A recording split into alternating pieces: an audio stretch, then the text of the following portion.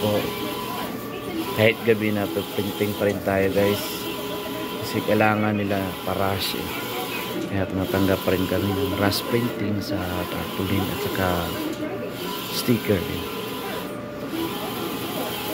Kasi ito mga regular customer na to.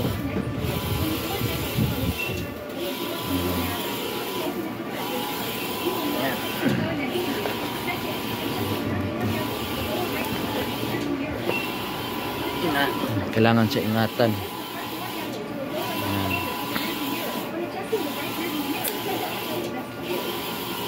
Ayan. Ito pong quality ng result ng ating i3. i3 guys, ganito po siya ang result niya. Ayan.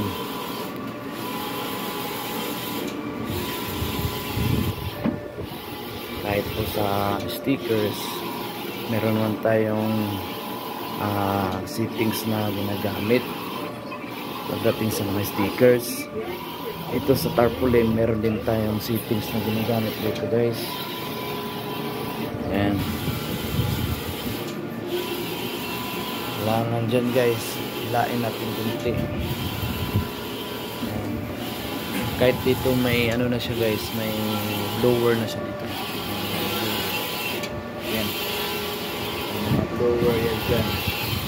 Kahit may blower yan dyan, hindi pa rin tayo satisfied sa mga ganyan, dahil yung settings na ginagamit natin dito medyo solid sa ink siya, at saka yung resolution din ginagamit natin sa printing nasa 300 tayo kahit tarpaulin lang to, kasi more on details kasi siya. Tapos medyo gusto kasi ng kliyente natin yung high quality, dahil napakaganda yung design nila, yung layout naman nila. Kaya ito ang ginawa natin, ililipat natin sa 300 resolution para at least dito makikita nila yung super quality ng printing. Ayan. So maganda na yung layout nila, sabayan mo pa sa settings, mas lalong gumaganda. Ganun yung kalabasan niya. Ayan. Yan siya guys. Diba? Ano to guys, Epson i3 200 tarpaulin, 6 feet lang to guys, tarpaulin machine. Pwede rin siya sa stickers kasi eco-solvent ang ginagamit natin na ink, saka special ink din siya guys.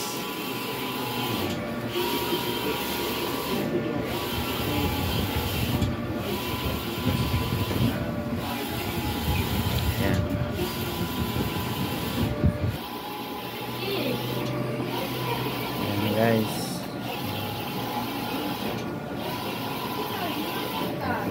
tapos so, nandito na lang tayo guys, no.